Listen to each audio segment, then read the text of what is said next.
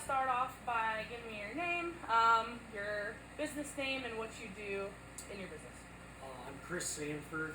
My wife Jackie and I and our two sons own Stanford Family Beef, where we're at. This is our farm store where we market all of the beef we raise through individual cuts and quarters and halves, and then also sell other Michigan-made products, primarily, as you can see, dairy products, cheese, butter, ice cream from Michigan producers that are friends of ours and also people that we work with. Awesome. And then what farmers markets do you participate in? So in the past, we've always done Springport Farmers Market, just a small farmers market in our hometown, and then done Eaton Rapids before, and looking at some this summer, maybe doing the Sandstone one. So that's where we started until we kind of grew into this store where we're open on Saturdays, so that really took us away from a Saturday market because we shifted to having the farm store open. So from your experience, you doing both farmers markets and having your own roadside stand, what has the most success? I think I think popular farmers markets on a Saturday can do really well.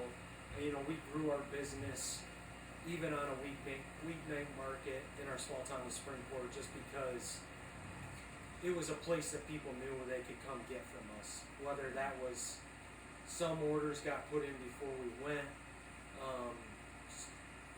without working with this, it allowed for some of that, and people could find us there. So it gives you an opportunity to market yourself and be at a place that they can come to. But shifting gears to this, a lot of people now come to us, which takes a lot of the stress out of it and some of that work of loading up, going, reloading, and coming home. So that's been the nice part about having this investment. It is an investment, but the farmers market does allow for that space to go to, on a creative event each week. So it did build us a base. But we didn't really. The one thing, I guess, we never went to a very big one on a Saturday, and I think there's a lot of opportunity there.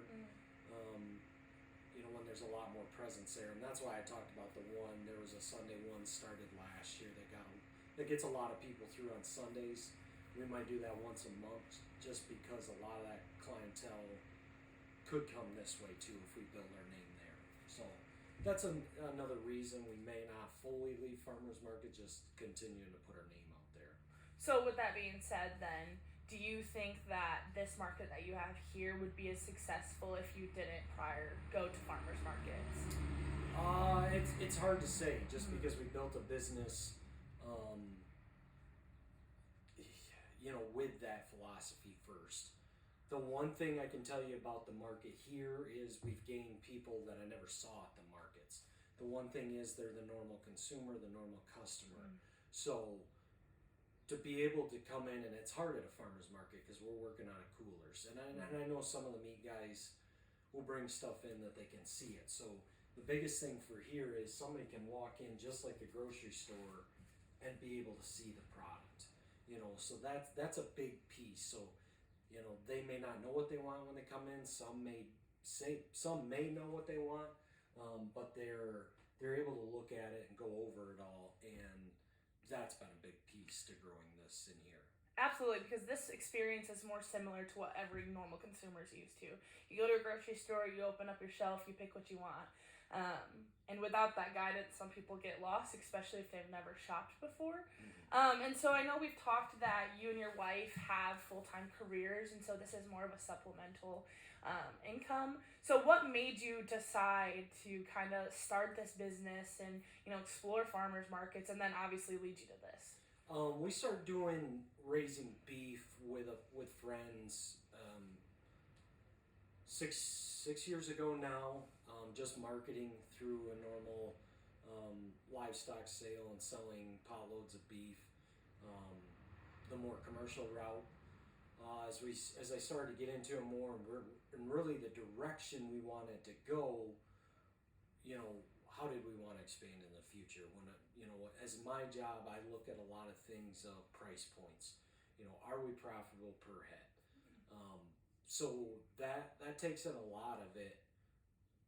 This becomes a lot more work, but the opportunity to grow and really be able, maybe for one of us to come home at some point full time, this was the right route to go.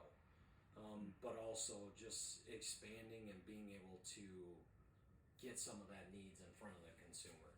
So I definitely know what you're talking about, because actually I in high school raised a lot of cattle and fattened them up and then sold them. Mm-hmm. And while I was trying to think of, okay, what can I do to get my biggest bang for my buck and create the largest margin, it for sure is even paying for the processor yourself and then selling the final product like this. Because consumers don't like to have to do all those steps, and they like to just see the final product. So I definitely saw that as well in my experience.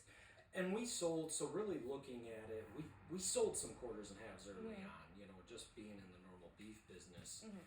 The one thing about this area is you can find a lot of quarters and halves. That business is saturated. And don't get me wrong, that business has grown, especially with COVID.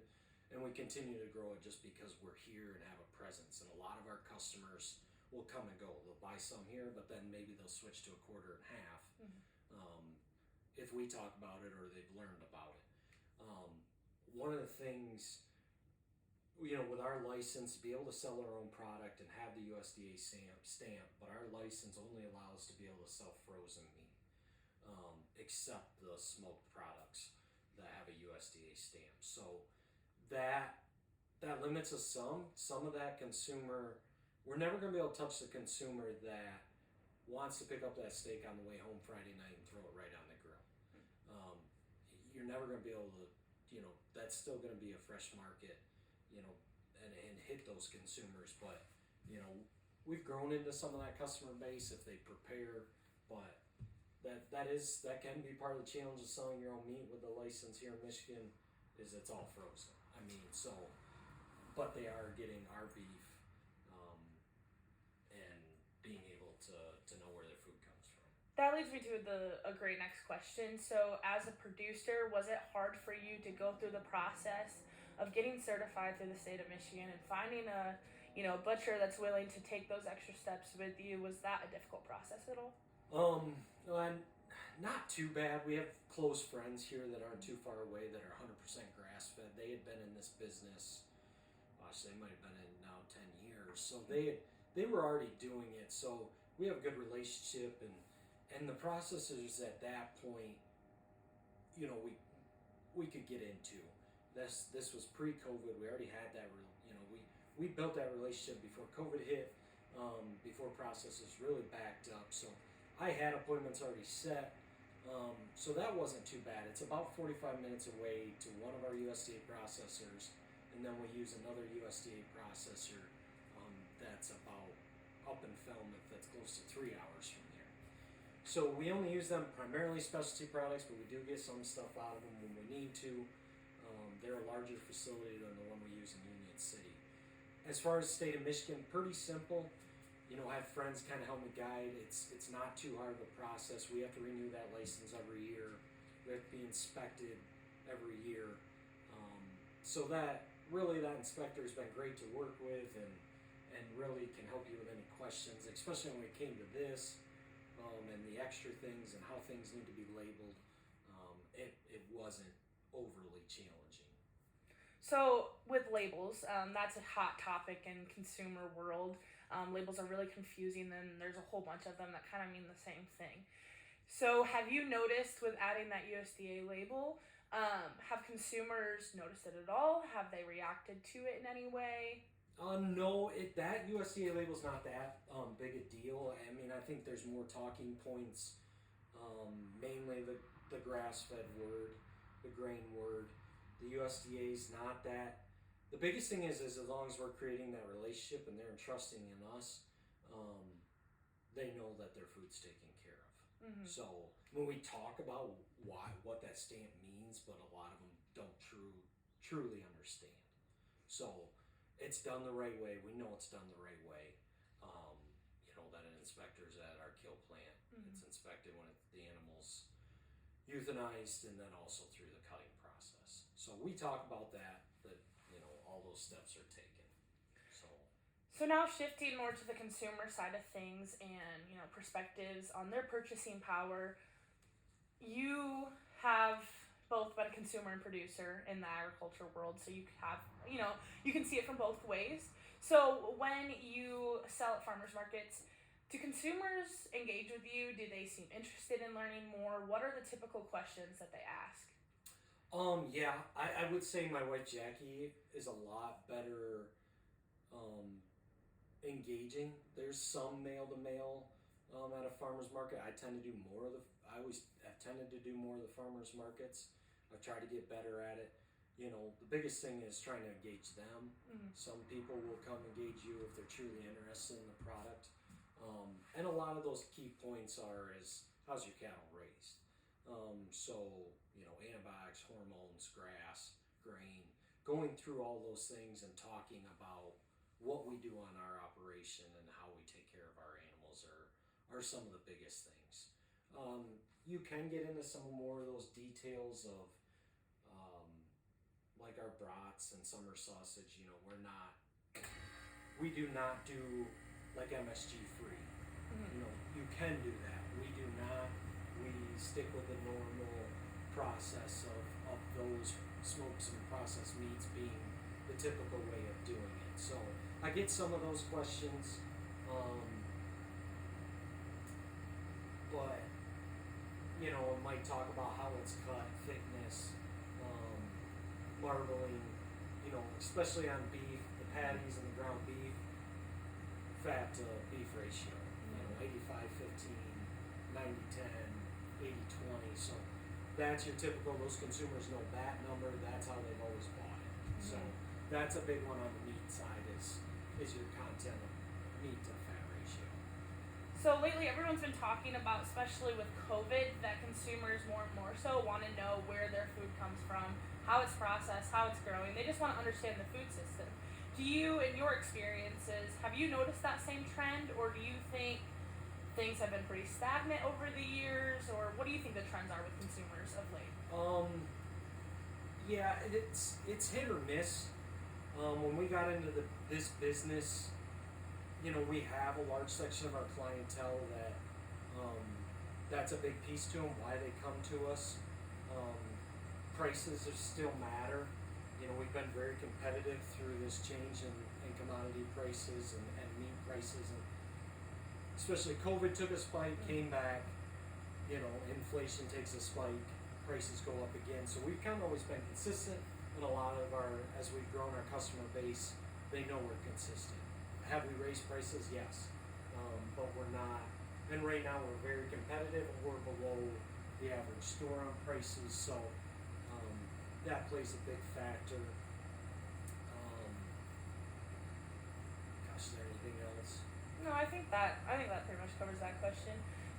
So my next question, kind of with consumers as well, do you think it's the consumer's responsibility to know where their food comes from? Or do you think, on the other hand, it's the agriculture industry's responsibility to just have that information provided to consumers? I think that's a loaded question. It is. So consumers, for the most part, in today's world, are gonna know something. Mm-hmm. They're not, some are gonna know more. Some are gonna ask more in-depth questions, whether it's off a documentary they've seen, whether they've done that. And I think that's a big piece to us as farmers and the agriculture industry is to continue to help control that narrative in the positive light and in the truthful light of what we're doing, of how we're doing it.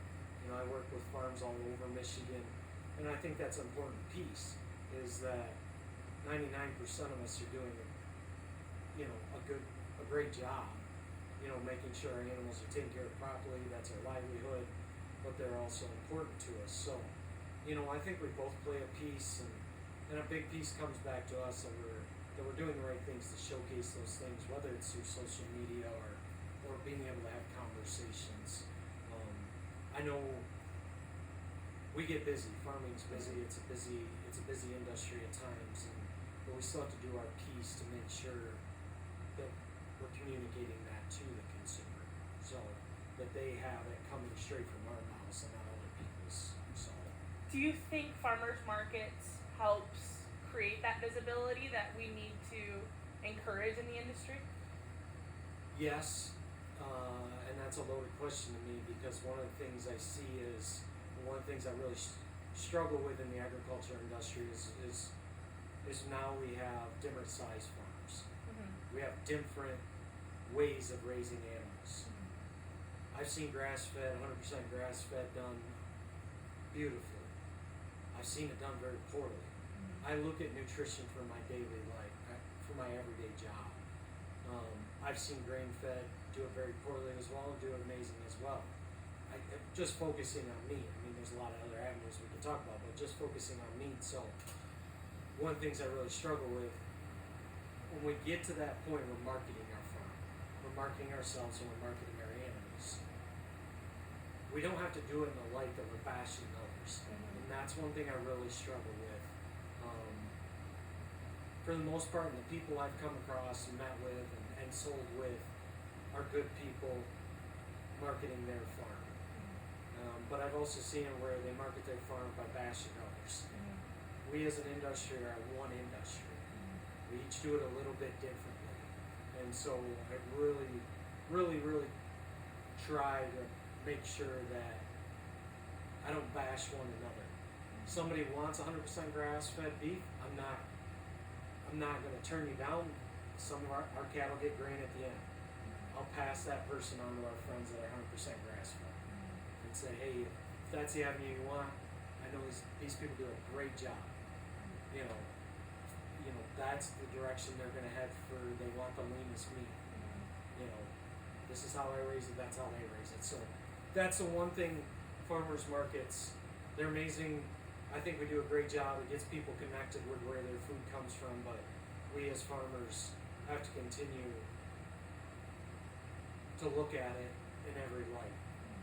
Because at the end of the day, this is my biggest point is, protein needs are important to everybody.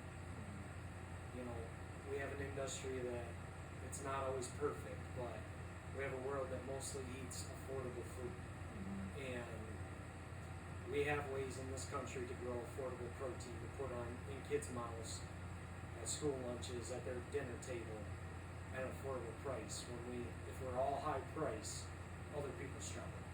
So that's why I look at both sides of the industry, and that's really where I wish more consumers saw it that way. I would agree with that. So actually, just a side note, so my last internship that I did was with Animal Ag Alliance, and that's based out of Washington, D.C. Yep. And so what I did this summer is I went undercover to PETA conferences. And I had to find out what their tactics were, so we as an industry could combat them and prove them wrong. Okay. Wildest experience of my life. I bet. Wildest experience of my life. And, like you said, all these things are very valid.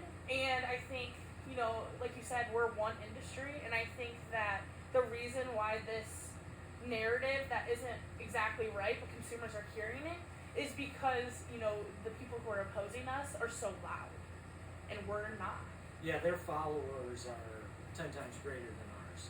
If you look at social media, They're louder. Yes, louder, and just their content, has a bigger growth rate.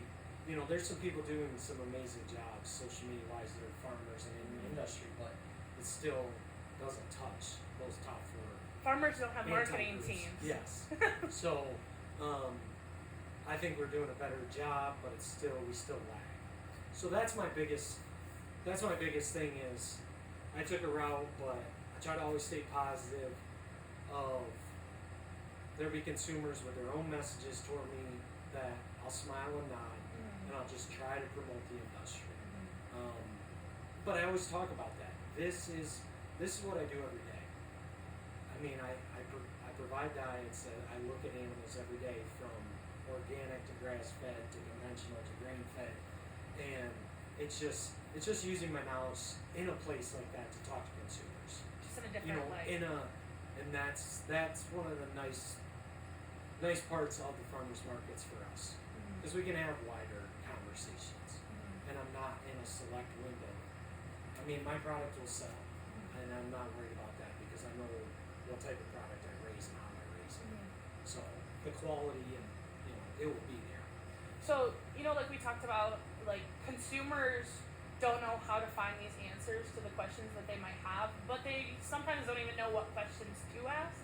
So how, if there are consumers out there that are interested in getting more connected to how their food's grown, how do regular consumers get connected to places like this? How do they find out about them? So one of the big things, and we didn't do it right away with our business, but we did when we had that time right at the beginning of COVID, where our first goals was to get a website done. And I think we've done a really good job and continue to improve it, of having the section of about and how our animals are raised. So if someone truly wants to know, they'll go through, and we try to label it all from antibiotics to hormones to what they eat, what we do summer and how they're taken care of in the winter. So continuing to do that. I think most small farms do a good job of that with their websites. And if people are looking, they'll trust. They know they can find a way and trust. And the big thing is, when we're working this and having those conversations with consumers, we'll talk about that. So we have those conversations, and I think it's just continuing to utilize organizations in our industry that we can continue to build those things, whether it's through Farm Bureau or Farm Credit, and utilizing the people there to help expand the story. Absolutely. And so, we talked about that you and your wife have full-time careers, but do you think that other small-scale Michigan farmers can make a livable wage by just selling at farmers markets? It's possible. I mean, if you get creative and do enough of them, with the farmers markets now in the summer and even some in the winter with indoor rooms, you could hit 4, 5, 6 a week, and you can hit some big ones.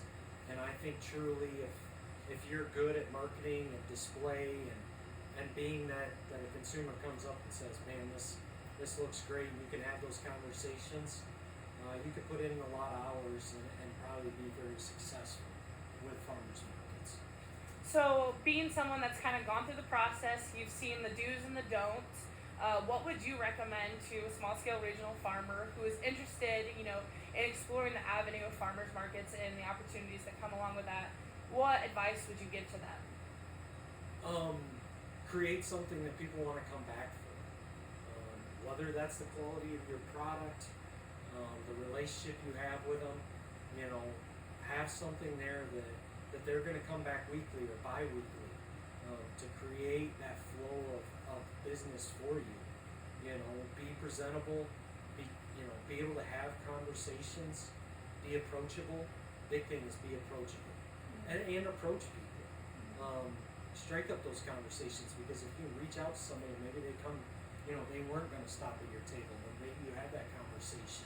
So that's a big piece, and being able to create something that's visible, that's sharp to somebody's eyes. I mean, things stick out to people, and being able to, and I've seen some pretty fancy get-ups at farmers markets, and it stands out. So how can you stand out above the rest? So then, what advice would you give to consumers who, because you as a consumer can relate, but also someone in the ag industry who understands how food is grown and raised and processed? What advice would you give to them if they're really, intrigued of learning more about their food, or intrigued of going to farmers markets and making those relations with their producers? Yeah, I think you cut out a middleman for the most part, and that gives the ability to the consumer to also, if it's a big enough farmers market, it can feel like that grocery store feel. The biggest thing that we struggle with to getting people here is the convenience factor. They want to go to the grocery store and be a one-stop, shop. So, we have a lot of regulars that this is the place for beef, or, they know we have a few of the extra added things, but it's still, we don't have everything. So that farmer's market, it gives you that convenience.